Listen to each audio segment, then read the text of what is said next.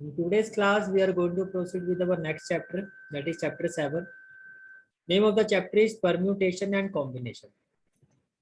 तो नाम चैप्टर का परम्यूटेशन एंड कॉम्बिनेशन है, बट फर्स्ट कंसेप्ट जहां से हम स्टार्ट करेंगे वो ना परम्यूटेशन है ना कॉम्बिनेशन है। हम पहला कंसेप्ट जो स्टार्ट करेंगे उसको हम कहते हैं एफपीसी। एफपीसी का मतलब होता है फंडामेंटल प्रिंसिपल ऑफ काउंटिंग। अब एफपीसी का मतलब क्या होता है, क्या कंसेप्ट होता है, पहले मैं थोड़ा सा आपको एग्जांपल देता हूँ। जैसे कि मैंने आपको 3 नंबर दिए, ए, बी और सी। मैंने कहा इन तीनों नंबर को हम किस तरह से अरेंज कर सकते हैं। तो पहले क्या किया, हमने ए को फिक्स किया, तो पहले लिखा हमने ए बी सी, फिर बी सी को हमने लिखा सी बी, फिर ए और सी को इंटरचेंज कर दिया, बी को फिक्स कर दिया। पहले ए को फिक्स किया और बी सी को इंटरचेंज किया, बी सी और सी बी, फिर बी को फिक्स कर दिया, पहले लिखा ए सी फिर लिखा सी ए, फिर हमने सी को फिक्स किया और फिर लिखा ए बी और बी ए। तो आपको को समझ में आया क्या किया हमने? ये किया कि पहले ए को फिक्स किया और बी और सी की पोजीशन को चेंज किया, दो केसेस हमारे वो बन गए। फिर हमने बी को फिक्स किया और ए और सी की पोजीशन को इंटरचेंज किया, दो केसेस हमारे ये बन गए। फिर हमने सी को फिक्स किया और ए और बी की पोजीशन को इंटरचेंज किया, दो केसेस हमारे ये बन गए। तो टोटल हमारे बन गए 6 केसेस। तो ये तो चलो 3 नंबर थे। ऐसे हो सकता है आपको मैं 5 नंबर दे दूं, हो सकता है ए से लेके जेड तक आपको पूरे 26 अल्फाबेट्स दे दिए जाए। अब ऐसे कितने केसेस ऐसे बनाते जाओगे? तो ऐसे क्वेश्चंस को कंप्यूट करने के लिए, ऐसे आंसर्स को फाइंड करने के लिए हम यूज करते हैं फंडामेंटल प्रिंसिपल ऑफ काउंटिंग कि टोटल कितने वेज पॉसिबल है। In this way we can compute number of such arrangement of different cases by using fundamental principle of counting. Okay, अब देखो यहाँ पर ये सारे केसेस हैं, इसमें रिपीटिशन अलाउड नहीं है। कोई भी आप देखो नंबर, कोई भी केस रिपीट नहीं हो रहा है। नहीं, अगर ए को मैंने एक ही बार लिखा, 2 बार नहीं लिखा। अब यही चीज अगर मैं आपको ऐसे कहूँ कि आपके पास 3 नंबर है और इसमें आपको रिपीटिशन अलाउड है, यानी कि आप नंबर को दोबारा भी लिख सकते हो। तो देखो ए को आप 3 बार लिख सकते हो, फिर ए आपका 2 बार आएगा, 2 बार पहले फर्स्ट और सेकंड पोजीशन में आ सकते हैं, फिर फर्स्ट और थर्ड पोजीशन पर आप ए लिख सकते हो, सेकंड और थर्ड पोजीशन पर ए आ जाएगा, फर्स्ट और सेकंड पोजीशन पर ए आ सकता है, और इसके साथ पहले बी और फिर सी। ऐसे ऐसे आप बहुत सारे केसेस बना सकते हो। ये सारे, फिर आपने क्या किया, फिर आपने सी के साथ किया, ऐसे बी के आपने केसेस बनाए। पहले सारे के सारे बी, रिपीटिशन का मतलब उसी अल्फाबेट को दोबारा लिख सकते हो। तो बी को आपने 3 बार लिखा, फिर बी को 2 बार लिखा ए के साथ, और ए को आपने 3 पोजीशन पर रोटेट किया, लास्ट पोजीशन पर, सेंटर पोजीशन पर, फर्स्ट पोजीशन पर। फिर आपने बी को लिखा सी के साथ और सी को तीनों पोजीशन पर रोटेट किया, लास्ट पोजीशन पर, सेंटर पोजीशन पर, फर्स्ट पोजीशन पर। ऐसे आपने केसेस बनाए सी के साथ, 3 बार सी लिखा, फिर 2 सी लिखा और ए के साथ इसको रोटेट किया, लास्ट पोजीशन पर, सेंटर पोजीशन पर, फर्स्ट पोजीशन पर। ऐसी सी को आपने बी के साथ रोटेट किया। तो अगर आप इसको काउंट करोगे, जब रिपीटिशन को आपने अलाउ किया, तो ये टोटल हमारे पास 27 केसेस होते हैं। 1 2 3 4 5 6 7 8 9 10 11 12 13 14 15 16 17 18 19 20 21 और 6 केसेस ये थे। तो 21 + 6 हो गए 27 केसेस। तो देखो विदाउट रिपीटिशन, जब हम अल्फाबेट्स को रिपीट नहीं कर रहे थे, तो हमारे पास थे 6 केसेस। जैसे मैंने कहा कि रिपीटिशन अलाउड है कि आप अल्फाबेट्स को एक से ज्यादा बार लिख सकते हो, 3 पोजीशन में, तीनों में आप सेम अल्फाबेट को भी रख सकते हो, तो फिर ये 27 केसेस हो गए। तो यहाँ पर 2 केसेस बनते हैं। अरेंजमेंट में भी 2 तरह के केसेस बनते हैं, एक रिपीटिशन इज अलाउड, एक रिपीटिशन इज नॉट अलाउड। ठीक है, अब कंसेप्ट क्या होता है आपका? अब देखो, we can compute this by fundamental principle of count. अब यही चीज जो आपने, मैंने इतनी सारी जो मेहनत किया है, पहले ए को लिखा 3 बार, फिर बी को रोटेट किया, फिर सी को रोटेट किया, फंडामेंटल प्रिंसिपल काउंटिंग में इतना कुछ करने की जरूरत ही नहीं होती। आपके पास 3 नंबर्स है, आपको ये कह दिया गया कि रिपीटिशन अलाउड, तो कितने केसेस बनेंगे, दैट्स इट। तो फंडामेंटल प्रिंसिपल ऑफ काउंटिंग से क्या होगा, हम 3 बॉक्सेस बनाएंगे, 1 2 3। 3 नंबर्स है, 3 अल्फाबेट्स है, तो 3 बॉक्सेस। अब देखो, ए जो है, ए जो है आपका फर्स्ट क्वेश्चन पे भी आ सकता है, बी भी फर्स्ट क्वेश्चन पर आ सकता है, सी भी फर्स्ट क्वेश्चन पर आ सकता है। फर्स्ट बॉक्स हम तीनों में से किसी भी अल्फाबेट को रख सकते हैं। तो फर्स्ट बॉक्स में तीनों अल्फाबेट्स आ सकते हैं। तो तीनों अल्फाबेट्स आने का मतलब इसको कहते हैं थ्री वेज, यानी कि इस बॉक्स में थ्री अल्फाबेट्स हमारे आ सकते हैं। ऐसे ही जो सेंट्रल बॉक्स है, तीनों अल्फाबेट सेंट्रल बॉक्स में भी आ सकते हैं, अगेन थ्री वेज। ऐसी जो लास्ट बॉक्स है इसमें भी तीनों अल्फाबेट्स आपके आ सकते हैं। तीनों अल्फाबेट्स में से मैं किसी को भी यहाँ पे रख सकता हूँ। तो इस बॉक्स को फिल करने के लिए भी हमारे पास थ्री पॉसिबल वेज है, ए भी आ सकता है, बी भी आ सकता है, सी भी आ सकता है। तो टोटल वेज कितने हो गए तीनों बॉक्सेस को फिल करने के? टोटल, नॉर्मली हम टोटल को एसोसिएट करते हैं प्लस के साथ, but fundamental of principal of counting के अकॉर्डिंगली टोटल का मतलब होगा मल्टीप्लाई। तो जब मैं पूछूंगा टोटल वेज इन तीनों बॉक्सेस को फिल करने के लिए कितने वेज है, तो आप कहोगे 3 × 3 × 3। तो टोटल 27 केसेस बनेंगे अगर हम रिपीटिशन को अलाउ करते हैं। पहले बताओ ये समझ में आया? तो थम्स अप करो। अगर रिपीटिशन अलाउड है तो फर्स्ट बॉक्स में कितने अल्फाबेट्स आ सकते हैं? 3। सेकंड बॉक्स में कितने अल्फाबेट्स आ सकते हैं? 3।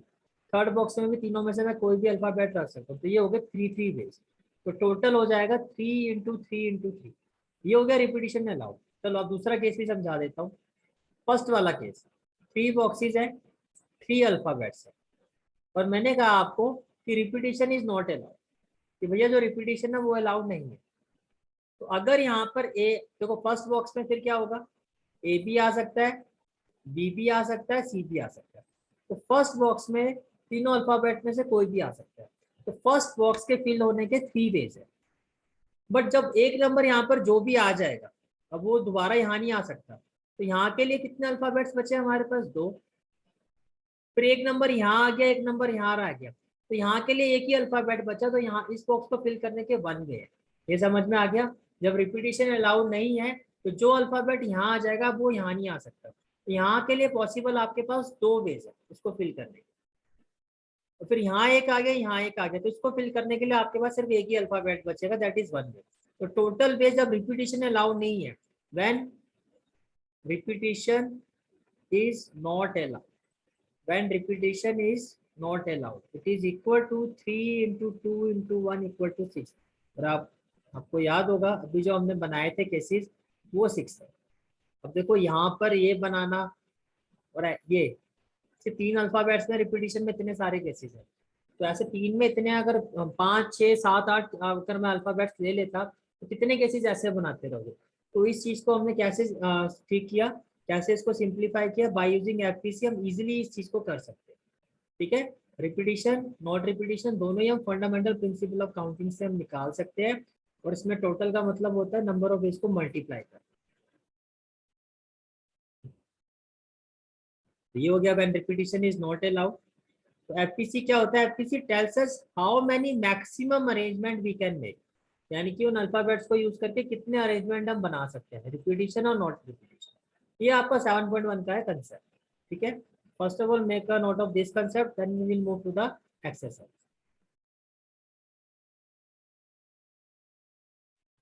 Now we are going to proceed with our exercise 7.1. First question is how many 3-digit numbers can be formed from the digit 1 2 3 4 and 5 assuming that repetition of the digit is allowed। अब repetition आपको allowed है, okay।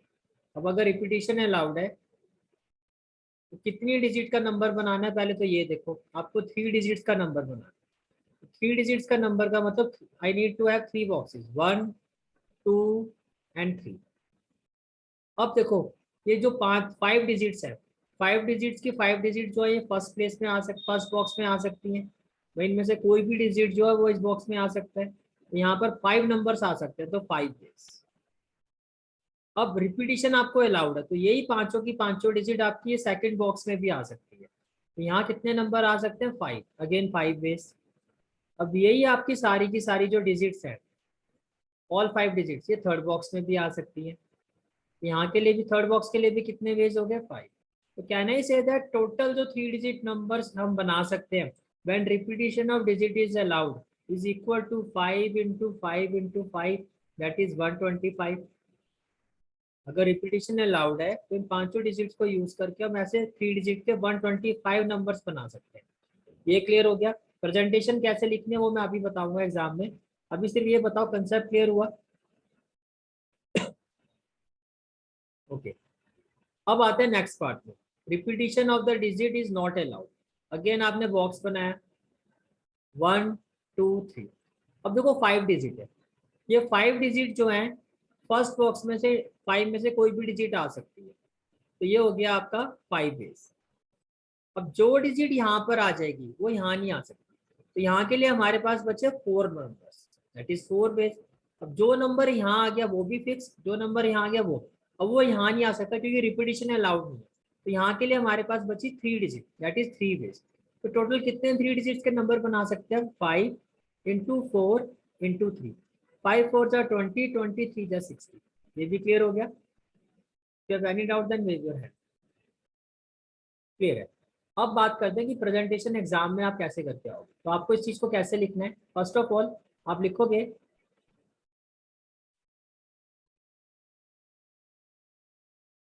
कि digits क्या है, तो given digits है वो लिखोगे 1 2 3 4 5। It means total number of digits ये कितनी है आपकी? 5। First part the repetition is allowed. तो डिजिट्स में क्या होता है, जब 3 डिजिट्स का नंबर बनाते हो तो 1s place, 10s place, 100 place. Alphabets में लेफ्ट से शुरू करना है, यहाँ रिपीटिशन अलाउड था तो मैंने डायरेक्टली लिख दिया क्योंकि यहाँ पे कोई जीरो भी नहीं था। पर नंबर के केसेस में आपने यहाँ से शुरू करना है, पहले आप 1s प्लेस को फिल करोगे, तो 1s प्लेस में इन पांचों की पांचों डिजिट्स आपकी आ सकती है, that is 5 place. Repetition allowed है तो 10s प्लेस में भी ऑल 5 डिजिट्स आ सकती है, that is 5 place. Again repetition allowed है तो 100 प्लेस में भी ये सारी डिजिट्स आपकी आ सकती है, दैट इज 5 प्लेस। ये हो गया 125। बट लिखोगे कैसे? 1s place can be filled in 5 ways. ये जो 1s प्लेस है इसमें पांचों में से कोई भी डिजिट आ सकती है, that is 5 ways. 10s place can be filled in 5 ways. 10s place में भी इन पांचों डिजिट में से कोई भी डिजिट आ सकती है, that is 5 ways. And 100 place can be filled again in 5 ways. ठीक है? It means what? It means total number of ways. Answer आपका यहाँ से शुरू होता है ये बनाने के बाद, या आंसर में नहीं, आंसर आप यहाँ ऐसे पहले बॉक्स बनाओगे फिर ये लिखोगे total number of ways is equal to 5 into 5 into 5, that is 130। इसी तरह से when repetition is not allowed, मैंने क्या कहा था? 1s प्लेस से शुरू करोगे, 1s डिजिट के केस में 1s, फिर आएगी 100 10s प्लेस, फिर आएगी 100 प्लेस। तो पांचों जो डिजिट है आपकी वो all 5 digit can be placed in 1s place. 1s place can be filled in 5 place. अब जो डिजिट यहाँ आ जाएगी वो यहाँ नहीं आ सकती, तो यहाँ के लिए एक कम हो गया, तो यहाँ के लिए होगी 4 डिजिट। तो 10s place can be filled in 4 ways. फिर 1 और 1 दो डिजिट्स आपकी फिक्स होगी। अब बची आपके पास 3, उन तीनों में से कोई भी डिजिट यहाँ आ सकती है। 100 place can be filled in 3 ways. ठीक है? तो टोटल नंबर ऑफ वेज क्या हो जाएगा? Total number of veg it will be equal to 5 into 4 into 3, that is 60. If it's clear then thumbs up. If you have any doubt then raise your hand.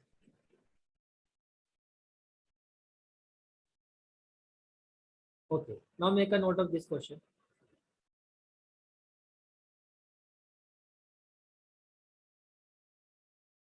Next question is question number 2. How many 3 digits even number can be formed from the digit 1 2 3 4 5 6 if the digits can be repeated? पहले तो numbers क्या हैं? 1 2 3 4 5 6। फिर कितने digits के number बनाने हैं? 3 digit. और वो नंबर कौन सा होना चाहिए? Even number. तो 3 डिजिट्स का मुझे इवन नंबर बना। फिर आपको ये कहा जा रहा है digits can be repeated, digits आपके रिपीट हो सकते हैं। तो अगर मैं यहाँ पर 3 बॉक्स बनाता हूँ 1 2 3, सबसे पहले डिजिट्स के केस में 1s प्लेस पे जाते हैं, फिर 10s, फिर 100। अब इवन नंबर तभी होगा जब ये लास्ट वाली जो डिजिट्स है आपकी वो इवन हो। Is it clear? Even number उसी को कहते हैं जिसकी लास्ट डिजिट इवन हो। तो can I say that last place में जो 1s प्लेस है, या तो यहाँ पर 2 आ सकता है, या 4 आ सकता है, या 6। तो लास्ट बॉक्स फिल करने के लिए हमारे पास 3 वेज है। क्लियर हो गई ये बात? अगर इवन नंबर बनाना है तो लास्ट 1s प्लेस में आपके इवन नंबर ही होना चाहिए, और out of these digit only 3 are even number. तो 3 वेज। अब रिपीटिशन अलाउड है, all these 6 number can be filled in 10s position, All these 6 positions can be filled in hundreds place. तो total number of veg क्या होगा 6 into 6 into 3 that is 36 into 3 36 into 3 6 3 जा 18 3 3 जा 9 और 1 10. Is it clear? Concept clear हो गया कैसे करना है क्वेश्चन? अब बात करते हैं प्रेजेंटेशन की. किस तरह से लिखोगे आप? डिजिट्स पहले गिवन डिजिट्स क्या है 1 2 3 4 5 6. तो टोटल कितनी डिजिट है 6 डिजिट. वंस प्लेस यहाँ पर इवन नंबर ही आ सकता है या तो 2 आ सकता है या 4 या 6. इट मीन्स वंस प्लेस को फिल करने के लिए हमारे पास 3 पॉसिबल वेज है. Repetition allowed. All the 6 digits can be filled in tens place that is 6 place. All these 6 digits can be filled in 100 place that is 6 digits. So one place can be filled in 3 ways. Tens place can be filled in 6 ways. 100 place can be filled in 6 ways. The total number of ways that is 3 into 6 into 6 that is 108. So make a note of this answer solution.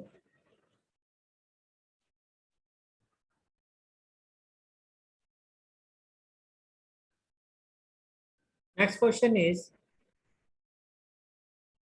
how many 4-letter code can be formed using the first 10 letters of the English alphabet if no letter can be repeated. Okay. अब हमें 4-letter code. अब आपको words बनाना. 4 box बनाओ 1 2 3 and 4. कितने alphabets आप use कर सकते हो? 10. जब आप अल्फाबेट्स कोई वर्ड्स लिखते हो तो हम लेफ्ट हैंड साइड से शुरू करेंगे. तो सबसे पहले ये जो फर्स्ट बॉक्स है ये जो 10 अल्फाबेट्स है 10 के 10 यहाँ पर आ सकते हैं आपके. First box can be filled in 10 possible ways. अब आपको रिपीटिशन अलाउड है. तो क्या अलाउड है? Sorry no letter can be repeated. Repetition allowed नहीं है. तो जो अल्फाबेट यहाँ आ गया अब वो यहाँ नहीं आ सकता. एक अल्फाबेट कम हो गया तो यहाँ के लिए हो गया आपके पास 9. फिर 2 अल्फाबेट्स फिक्स हो गए. बाकी आपके पास बचे 8. और लास्ट बॉक्स के लिए यानी कि लास्ट प्लेस के लिए आपके पास कितने अल्फाबेट्स बचे? 7. ये क्लियर हो गया. तो टोटल अल्फाबेट्स कितने होंगे? 10 9 8 7. 10 9 जा 90 8 7 जा 56. 56 को आप 9 से मल्टीप्लाई करो 9 6 जा 54 9 5 जा 45 और 5 50. तो ये हो जाएगा 5040. This will be the required. Presentation कैसे करोगे? Total number of alphabets that is 10. Alphabet जब वर्ड्स की बारी आएगी तो फर्स्ट बॉक्स से शुरू करेंगे. तो first box can be filled in 10 possible veg. Number can't be repeated. Repetition allowed नहीं है. तो सेकंड बॉक्स के लिए पॉसिबल वेज होंगे 9. थर्ड बॉक्स के लिए होंगे 8 और फोर्थ बॉक्स के लिए होंगे 7. तो place 1 can be filled in 10 ways. Place 2 can be filled in 9 veg.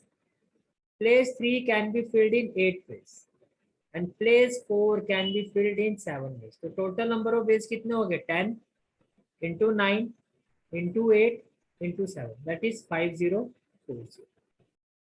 Okay, make a note of this solution.